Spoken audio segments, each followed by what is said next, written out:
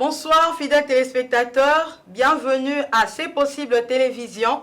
C'est votre magazine socio-chrétien Menurab. Nous sommes là pour vous apporter la parole des dieux.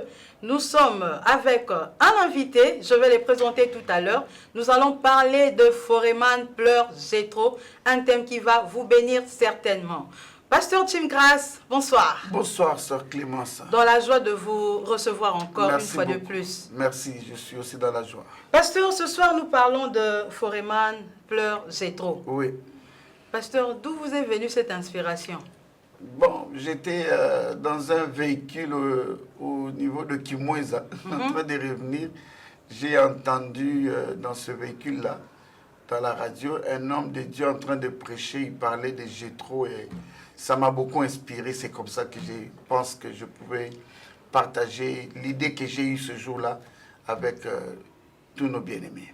Pasteur, Foreman dont vous parlez, Foreman qui vous a inspiré Oui. de nous emmener ce soir ce thème. Oui. C'est le Foreman des boxeurs qui a combattu avec, contre Ali Mohamed au combat du siècle de 1974. Exactement, c'est bien lui. C'est de lui que je parle. En tout cas, quel lien y a-t-il entre Jéthro et puis Foreman? Jéthro, c'est lui de la Bible, non? Exact, le beau-père de Moïse. Vraiment, je ne comprends pas d'où est-ce que vous pouvez avoir ces idées. Je vais m'expliquer avec le temps, vous allez le comprendre. D'accord, commençons par ce combat du siècle. Oui. Parlez-nous un peu de ce combat qui opposa George Foreman à Mohamed Ali. George Foreman, c'est un Américain. Ok. Il est né le 10 janvier 1949. Un monsieur qui avait un titre, c'est un boxeur qui était de la catégorie de poids lourd. Il avait un titre en main. Déjà en 1968, il a reçu un trophée olympique. En 68 et en 73, 74, il était déjà champion du monde de poids lourd. C'était un monsieur qui n'avait que 25 ans à l'époque. Ok. Donc, il va mettre son titre en jeu et il va se décider de venir combattre. Et c'était le combat du siècle. Et c'était contre qui? Contre Mohamed Ali. Et ils vont se retrouver ici en République démocratique du Congo, à l'époque, le Zaïre. Et puis, il combat contre Ali et il va le perdre. Malheureusement, il perd le titre. Il perd aussi son titre. Il perd ce titre, mais seulement après un temps, il va récupérer son titre. Et juste 1 ou 2 ans après. Mais ce qui me fait un tout petit peu mal avec le problème de George Foreman, oui, c'est le fait qu'il était trop imbu de lui-même, en fait. Il était trop lui, trop grand. Il a le titre, il est grand, il est spécial. Il est américain, vous voyez un peu. Donc, c'est en ce sens-là. Et Mohamed Ali était de quelle nationalité? Américaine aussi. Et il avait quel âge? Mohamed à Ali, l'époque en tout cas, ce combat. à l'époque, il devait avoir 32 ans. 32 ans. Lui, il était plus il âgé. était plus âgé, mais il paraissait Foreman. plus jeune. Ok. Oui, il était un noir un tout petit peu métissé. Mais George Foreman, c'était un noir à 100%. Et puis, c'était un jeune de 25 ans, mais qui tapait fort, qui était le plus fort. Mais malheureusement, faute de suivre ce qu'on lui avait dit, il va perdre le combat. Peut-être que Foreman paraissait grand ou vieux par rapport à son titre. Non, c'est juste l'apparence. Vous savez, les boxeurs, ils peuvent apparaître comme ça publiquement, comme si c'était un homme très vieux, avec les coups, avec leurs entraînements. Mais bon, allez voir les deux, on ne pouvait pas imaginer qu'il était plus petit que Ali. Mais... C'est pourquoi moi j'ai dit que c'est par rapport au titre. Parce que vous savez qu'on a certaines responsabilités ou certains pouvoirs, ça nous fait grandir. Oui, très vite, très vite. Peut-être que les titres, ce n'était pas le premier titre qu'il avait. Non, ce n'était pas parce que déjà en 68, il avait le titre de champion du monde. Peut-être c'était à cause des titres. Et lui-même, il a travaillé sa personnalité. Sa personnalité, mais aussi un peu imbu de lui-même. Quand on devient champion, il faut qu'on comprenne qu'on doit s'effacer. Mais il était un peu trop imbu de lui-même, trop arrogant. Il était grand, il était spécial. Donc, voilà. Pasteur, ce combat a opposé 2 Américains. Oui. Mais c'est joué en République du Zaïre à l'époque. Oui. Pourquoi le président du Zaïre à l'époque, le feu Maréchal Mobutu, accepta que ce combat ait lieu dans son pays? Quel était son impact Bon, sur les plans socio-économiques. En fait, le président Mobutu, parlons en deux petits mots, pour le Rumble, c'est comme ça qu'on appelait ce combat-là, Rumble in the Jungle, donc le combat de la jungle. Okay. Pour le Rumble in the Jungle, le président Mobutu a accepté et il s'est battu pour que ça vienne ici. Il a voulu que le combat se déroule ici. Mais pourquoi? Mais il y avait une stratégie. notre question. Nous venions de perdre Lumumba. Nous venions de perdre le président de la République, Kasavubu. Et le président Mobutu devait tout faire pour s'affirmer et se confirmer. Mais il voulait déjà, à cette époque, il venait de lancer l'authenticité et la zaïrianisation. Alors, imaginez un peu avec ce temps de troubles. En moins de 10 ans, il a connu des temps de troubles. Il fallait qu'il se confirme avec l'authenticité, le retour à l'authenticité. Non, ce n'était pas facile à avaler. Voilà pourquoi il va jouer la carte du combat du siècle. Pour qu'il puisse amener ces gens se battre ici, afin de lui donner une certaine notoriété et lui donner une certaine position, non seulement dans la nation, dans sa patrie, mais aussi au rang mondial. En fait, le problème, il s'agit du refus du peuple zaïrois d'épouser aveuglément. C'est ça le problème de Mobutu, les idéologies étrangères, les idéologies importées. Alors, dans ce souci-là, il mise sur un combat et il met le paquet. Il se dit, si ces gens-là viennent se battre ici, la population comprendra que nous n'avons pas besoin de dépendre d'eux. Nous n'avons pas besoin d'aller là-bas. Et aussi peuvent venir ici et ils peuvent dépendre de nous. Okay. C'était une bonne carte que Mobutu a jouée. Mais non seulement par rapport à la population qui comprend, mais aussi un message fort au niveau international pour montrer que je peux vous déplacer, vous tous, et venir chez moi. Parce qu'il ne s'est pas limité seulement à ce que nous appelons les boxeurs. Il y a eu des musiciens au niveau international. Même James Brown était venu ici. Okay. Pour quelle fin? Juste montrer que nous sommes à l'étape de la zaïranisation. Donc nous respectons ce qui est de la République et non respecter ce qui est de l'extérieur. Nous prenons, vous vous souviendrez, il a même demandé qu'on arrête de porter les vestes. Et à cette époque-là, on s'est limité seulement aux abacos. Le souci, c'était lequel? Impacté avec son message d'authenticité. Et il a réussi le pari. Le seul problème avec Mobutu, c'est que c'était un homme qui voyait loin, mais beaucoup plus pour son propre intérêt. Okay. C'était ça le problème. Et quand j'étais en train de parler du combat, il y a un élément très important que je soulignais. Je parlais de Foreman, avant que vous puissiez m'interrompre. Ils sont arrivés ici au Congo. Foreman, Ali et les musiciens et au niveau international, c'était vraiment une histoire. Voir les journalistes. 600 journalistes au niveau international. Je pense que pour certains, même les spectateurs qui ont pris part à ces combats, je crois que pour certains, c'était leur première fois d'arriver en Afrique. C'était étonnant de venir en Afrique et puis où? Au Zaïre. Ils se disent, mais il y a un roi là-bas, on l'appelle Mobutu. Bon, allons le voir. Qu'est-ce qu'il croit être capable de faire? Mais lui, il les a attirés parce qu'il devait donner de la valeur à la nation. Et c'était fait et c'était réussi. Nous ne voulons pas parler de la politique, de ce qui a suivi après. Mais l'impact, c'est clair. Il a réussi son pari. Il a gagné le monde en montrant que nous pouvons aussi vous accueillir ici. Vous pouvez fonctionner ici et non seulement nous dépendre de vous. Mais rentrons un peu dans Ali et Foreman. Ils sont arrivés, les deux grands, les deux géants. Ali était beaucoup plus lié à la population que Foreman. Foreman, il avait les titres. Donc il s'est dit, bon, je n'ai rien à perdre, c'est moi qui détiens les titres. Je peux refuser le combat. Je peux changer d'avis. Et il était tout le temps à côté de ses managers. Je me souviens, le monsieur qui avait la responsabilité d'organiser cela, c'était Don King. Don King était toujours avec Foreman, le présentait partout au niveau international, des conférences de presse. Mais pendant que eux, ils étaient en train de passer le temps, pendant que Foreman passait le temps à brandir son titre, à montrer ce qu'il est, de l'autre côté, Ali, qu'est-ce qu'il faisait? Il passait tout son temps avec la population. Même ses entraînements, même ses jogging, il courait juste à côté de la population. Au point que la population l'a aimé, la population l'a approché. C'était une bonne technique, approcher les autres, venir vers. Et on a même sorti des cantines, des slogans. Ali, Boumier, Ali, Boumier, pour dire, tue-le. Donc, il avait le soutien du peuple. pendant que Foreman avait le soutien de son titre. Okay. C'est pourquoi je dis toujours aux gens, fais très attention lorsque tu penses que tu es trop élevé plus que tout le monde. Fais très attention lorsque tu as un titre. Le titre n'est pas la finalité. Continue à te battre. Continue à tout faire pour garder le titre. Lui, il a brandi le titre, mais l'autre est allé vers la population. L'autre est allé traiter avec la population. Et c'est lui qui a vaincu, qui a remporté. Il va remporter à la fin. Il va remporter à la fin. Nous pouvons dire qu'Ali Mohamed avait la bénédiction du peuple zaïrois. Exact, mais lorsque tu approches le peuple comme le peuple zaïrois, tu ne peux que réussir. Voilà pourquoi Mobutu avait aussi réussi.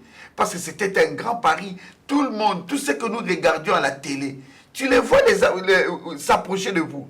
Il vous dit, mais nous sommes au retour à l'authenticité. Nous utilisons nos propres moyens, nos propres ressources et notre qualité que nous avons. Et on a cru en lui. Pasteur, ne pensez-vous pas que le président Mobutu, c'est aussi pour faire un nom pour son pays ou se faire une histoire? Parce que l'événement s'est déroulé en 1974. Exact. Mais on en parle jusqu'aujourd'hui. Et on n'en a pas parlé seulement au Congo, mais on en a parlé ailleurs, partout dans le monde. Imaginez-vous, il y a eu 100 000 téléspectateurs ou spectateurs ici au Zaïre. Venant de différents... Non, d'abord d'ici, au Zaïre. Mais au rang mondial, plus de 500 millions de personnes qui ont suivi le même combat à la même minute, avec plus de 600 journalistes. Au niveau mondial, il s'est fait un nom. Mobutu s'est imposé.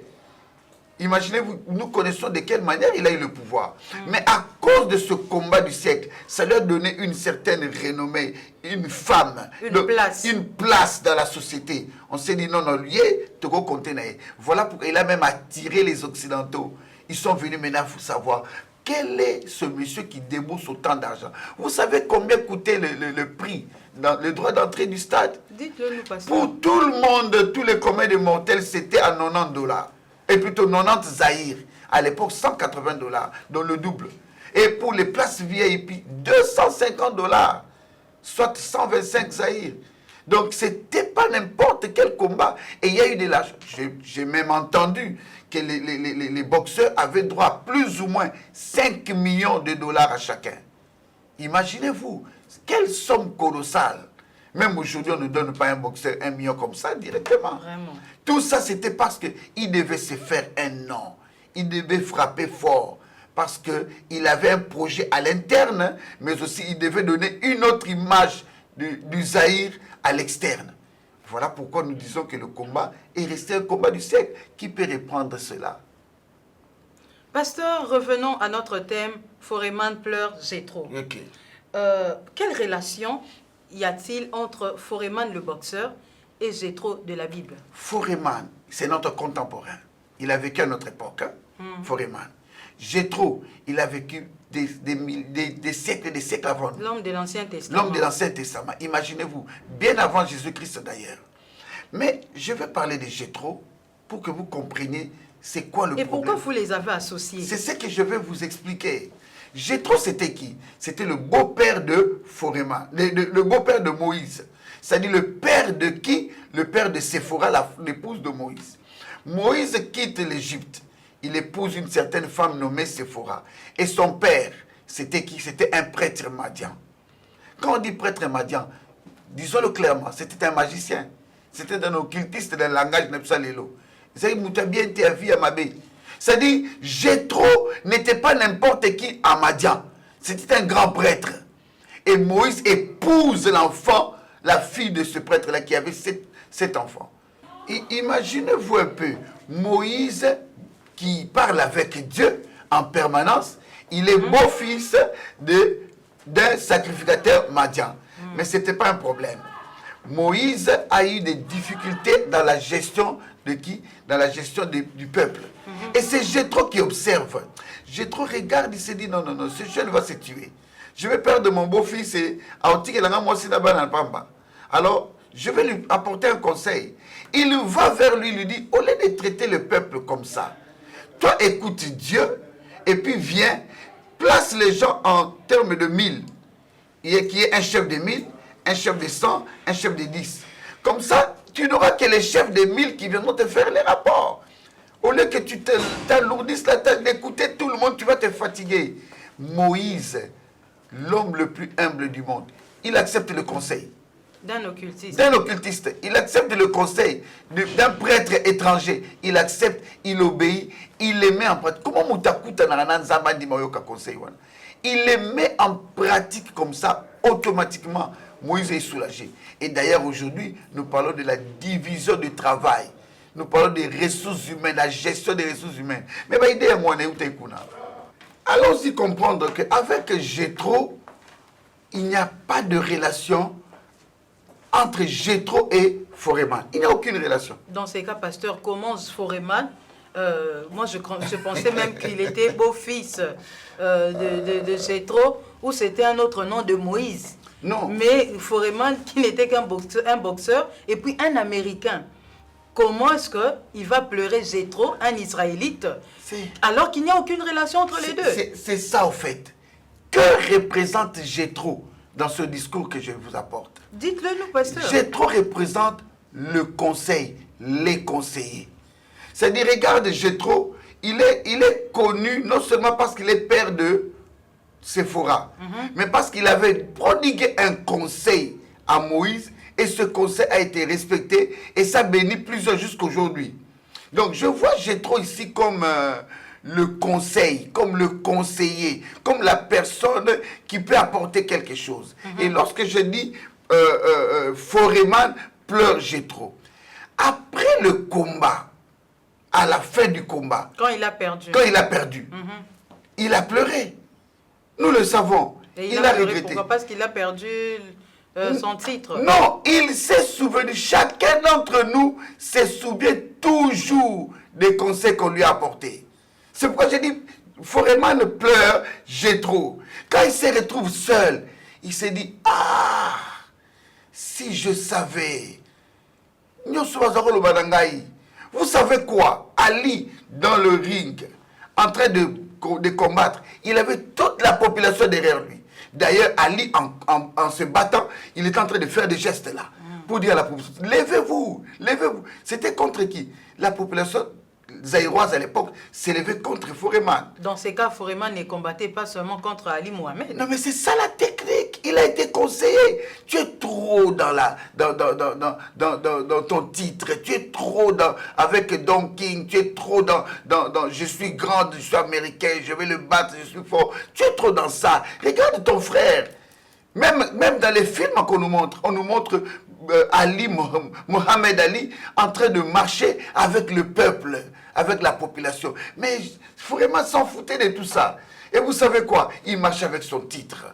Mais quand il reste seul maintenant, il se rend compte, si j'avais entendu les conseils, Soki Naebaki, bien aimé, c'est ça le problème. Ce que je suis venu dire ici, c'est que tu vas pleurer demain. Tu vas regretter les conseillers. Tu vas te dire, ah, Jéthro représente tous les conseillers, toutes les personnes qui t'ont dit un mot. Tu vas te dire, ah, si je savais, quel retard. Mais si je savais, tu as déjà perdu, tu es déjà tombé. Pasteur, en vous écoutant, et cela me pousse à comprendre que Foreman pleure Jéthro, pour vous, ce n'est qu'une expression. Une expression. Qui veut dire juste regretter un conseil. Un conseil et tous les conseils qu'on a eu dans la vie. Mais qu'on n'a pas exploité. Exact. Donc, c'est-à-dire que tu n'as pas écouté. Tu n'as pas mis tes oreilles. Tu as entendu, mais tu te dis, ah. Tu as entendu, tu n'as pas exécuté. Tu te dis, ah. Na chef, na ti mukonzi. Au quand on le remoussalate, ne t'en fais pas. Un jour, une situation viendra. Foreman pleurera Jéthro. Tu vas te mettre seul, tu te dis, ah. Parce que l'autre, il est Soki. Et là, le dit Tika. Exact. Donc, Jéthro nous représente juste un conseiller. Il représente tous les conseillers. Un ou un groupe. 1, 2, 10 et le conseil en soi. Je vois Jéthro. Okay. Et Foreman, je vois les personnes qui ont les titres, les personnes qui ont un problème, les personnes qui ont une situation à gérer. Les hauts placés, les personnes qui sont dans les mariages, les personnes qui se préparent pour les fiançailles, les pasteurs, les amis, les grands, les cadres des entreprises. Je vois toutes ces personnes-là, ce sont les Foreman. Yo kaka baninga. Sinon, tu vas pleurer Jéthro. Mais pasteur, les conseils, ce n'est pas seulement pour une catégorie de gens. Non. Même les moins, bon, pour ne pas dire le moindre, non. Même les gens de la basse classe aussi doivent aussi ont besoin de conseils. Les conseils, c'est pour tout le monde. Peu importe parce que vous la avez personne. cité seulement les cadres. Non, parce que je suis parti de Foreman. Okay. Je vois la personne qui a le titre. La personne qui est imbue de lui-même. La personne qui se pense qui croit qu'elle n'a commis. Tu es trop sûr de toi-même. Tu es trop sûr de toi. Mais même les moindres personnes, même ceux qui n'ont pas de titre, ils ont besoin de... C'est pourquoi faisons recours à Jéthro.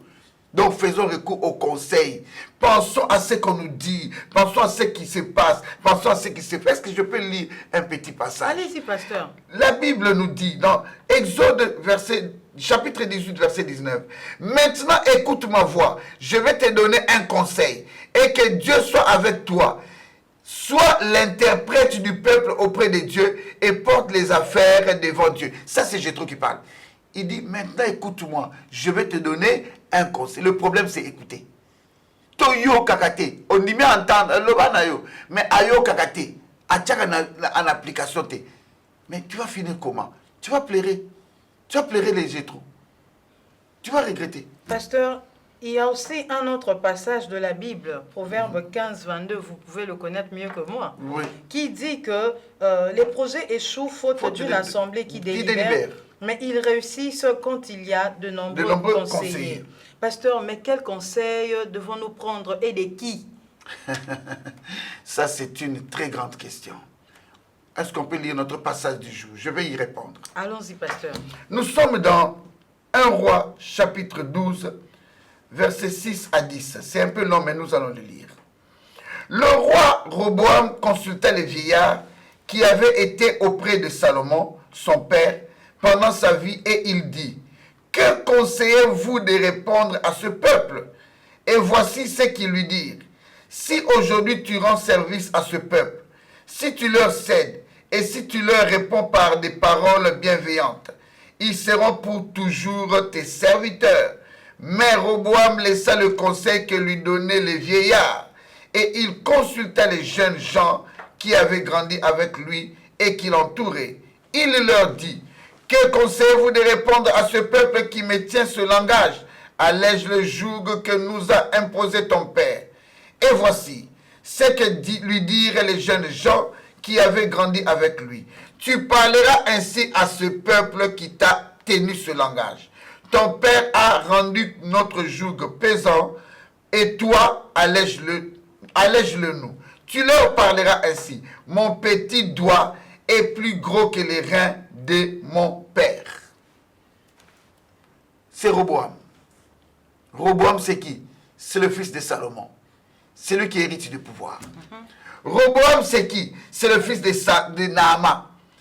C'est une ammonite. Salomon a eu beaucoup d'enfants, parmi lesquels il y a un certain Roboam. Et Salomon a beaucoup misé sur lui.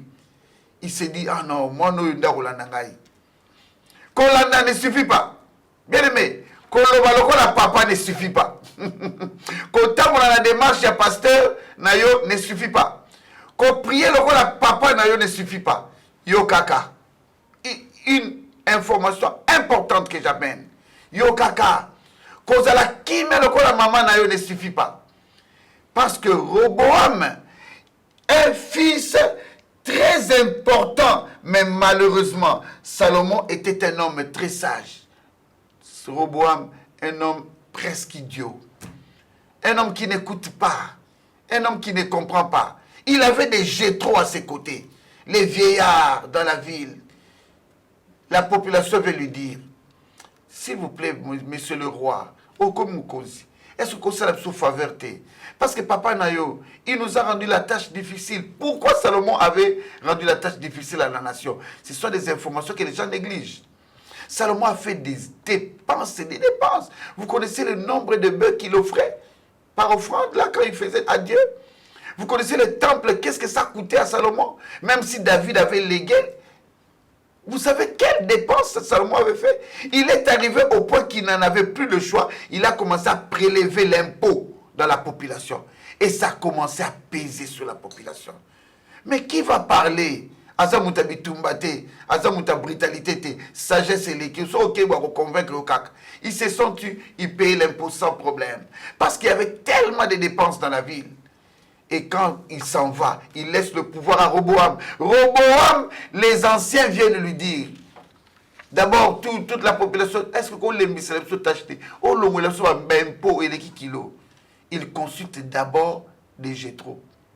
Les vieillards. Les vieillards, les plus anciens. Il leur dit, qu'est-ce que vous pensez? Écoutez ce que la population me dit. Et on lui montre la voie. Dites-à là, sur le qui a pouvoir, allez gérer bango, bon c'est pelanayo. Le problème que nous avons aujourd'hui, les gens n'acceptent pas d'écouter et de mettre en pratique. Ils n'acceptent pas d'écouter. Anima kende kaka. La royoka conseil sur indi. Non. On lui a dit, mon cher, allège les tâches, tika bango. On aurait des pouvoirs, allège la tâche. C'est ça le problème même au niveau de l'Afrique, du monde. Ceux qui gouvernent, ceux qui dirigent les nations. Difficile pour écouter les autres. Difficile. Même ceux qui dirigent les entreprises. Il y a des DG dans Nini.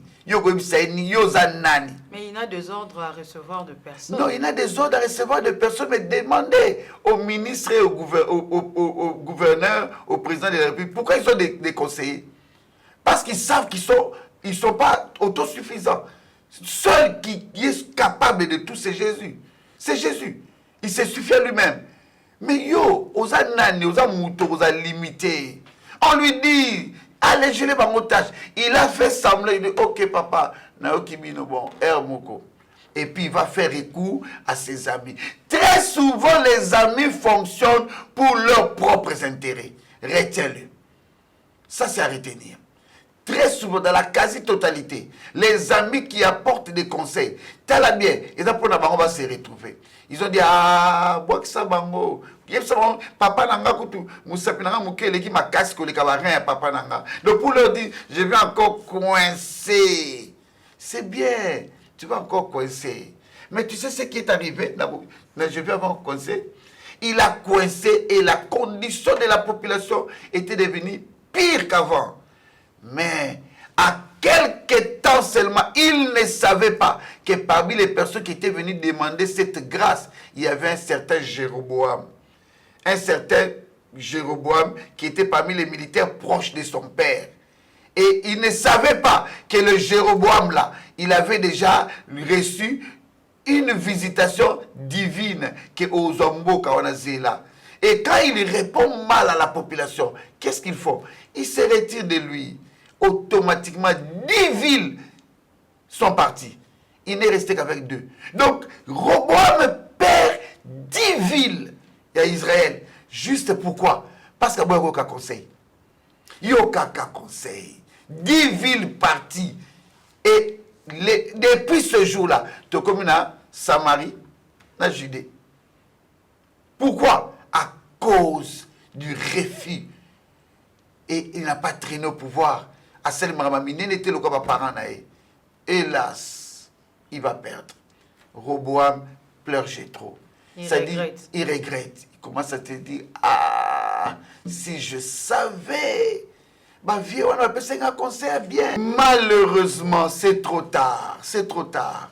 10 villes sont parties. Il perd le pouvoir. Pouvoir comme partir. Quand on bien aimé, je voudrais te dire, ma soeur, quand on a ce conseil, moi, je répondre. Tu sais combien de bateaux va perdre ma balle? Nicolas, malheureusement, trop tard. Tu sais combien de bateaux va perdre Bandako? Nicolas, trop tard. Vous savez combien de personnes vont perdre ma poste dans l'entreprise? Nicolas, c'est trop tard. Mais je veux que tu évites le trop tard. Que tu évites le trop tard. Et là, il est tika. Pasteur Banakin, il est tika. Quand c'est aux huit, parce que, ça a raison. Ce qui tika, c'est qu'on soit. C'est comme ça que Roboam Masuka dit. C'est comme ça que Foreman est tombé. 8e round. Azu Kumoko à quoi il s'est fini. Parce que Alias Rosaleka Jemouké sur le ring à Odenda, ce qui a poussé Ali à déplacer, à lancer moi insulte. Bien aimé, bateau yo ba bundisa oyebi ba moté. Bitumba, physique. Il y a aussi dans le monde spirituel les choses qui sont en train de se faire. Attention aux personnes qui viennent te donner des conseils. Comprendre peut-être d'avance dans le spirituel. Ils se disent, ah, comme en étape, il y a Ozui. Il y a Tika. Parce que l'autre étape, il y a Tika et ça Ozui. Pasteur, mais certains ont aussi pris les conseils, mais ils ont mal exploité. On t'a prodigué un conseil. Ça les landais, balobi, non, yo Ozui, au salon, on a n'engagé yo comprendre. Ma sœur. Et puis, mais ce que l'on m'a dit. Ma sœur. Tu vas continuer, je vais expliquer tout ça très bien, sans problème. D'accord, pasteur, quand vous allez l'expliquer, je pense que là, on le prendra prochainement. Il est déjà temps. Mais la télé, c'est le temps, pasteur. Mon Dieu. La télé, c'est le temps. Je sens, moi, qu'il fallait expliquer tout ça. Nous le sentons aussi, mais faute de temps. Bon. Nous devons nous arrêter ici. Bon, merci. Dieu nous donnera l'occasion d'y revenir prochainement. J'ai trop... Et là. Ok. Fidèles téléspectateurs, nous sommes arrivés à la fin de notre magazine socio-chrétien Menu Ram de ce soir. Nous avons parlé de Foreman Pleurs Zetro, donc c'est juste un sujet pour nous emmener au conseil. Faute de temps, nous ne l'avons pas fini, nous allons l'achever prochainement avec toujours avec notre invité, le pasteur Tim Grace. D'ici là, je vous dis de rester branchés sur C'est Possible Télévision, la chaîne qui a la capacité de changer votre futur. Restez aussi sur YouTube, Menu Ram. Suivez, vous allez trouver nos émissions. Écrivez-nous, nous allons vous reprendre. Restez branchés et je vous dis au revoir.